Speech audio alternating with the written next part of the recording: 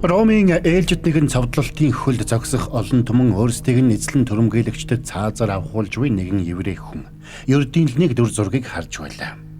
Тэд амьгүй болсон биеийг хараад Ром яллаа гэж бодсон. Шашны өдөрдөгчд санаа намарцгааж харин цэргүүд магадгүй анх удаа гэрч болсон зүйлдээ сэтгэл нь төгшөж байлаа. Есүсийн хамгийн ойр дотны нөхдөд энэ нь бүхий л найдвар нь түүнтэй хамт өгсөн мэт санагдана. Яг тэр мөчөд сүмийн хөшиг дээрээсээ доош хүртэл цууран хуваагдлаа.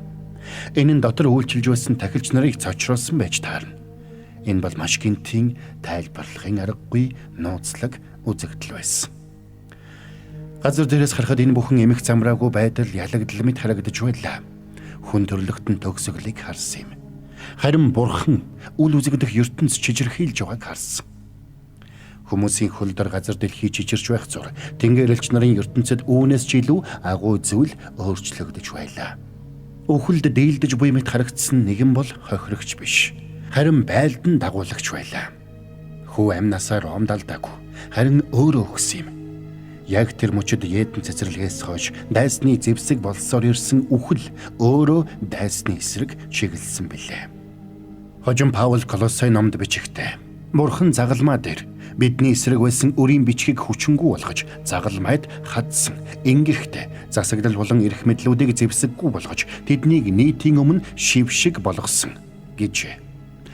Энд хэрэгэлсэн үгс нь маш тодорхой. Зэвсэггүй болгосон. Хүчийг нь үгүй хийсэн. Илчилсэн. Христийг доромжилж байгаа мэт харагдсан зүйл үнэндээ сүнслэг бүх дайснуудыг шив шиг болгосон юм. Нэгэн цагт хүн төрлөختнийг олзлон барьж байсан хүчнүүд хүчин мөхөсцсөн. Дайсны хамгийн том зүйл бол буруутгал. Гэм буруу байсаар байгаа цагт түүнд яллах үндэслэл байсан.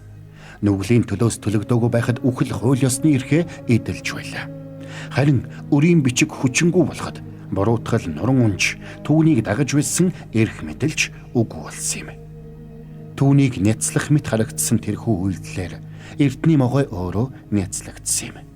Сатаны ялалт гэж андуурсан зүйл нь үнэндээ түүний засаглалын мөхөл байлаа. Энэ бол түүхэндх хамгийн агуу эргэлт байсан. Христийн хаанчлал нурсан хэрэг биш, харин хаан ширээндээ заларсан хэрэг байлаа. Загалмай бол түүний засаглалын төгсгөл биш, харин ялалт нь баталгаажсан мөч байсан юм. Тэгвэл хөшиг яасан бэ? Тэрхүү мөчийг сүрлэг болгох гэж хөшиг цуураагүй.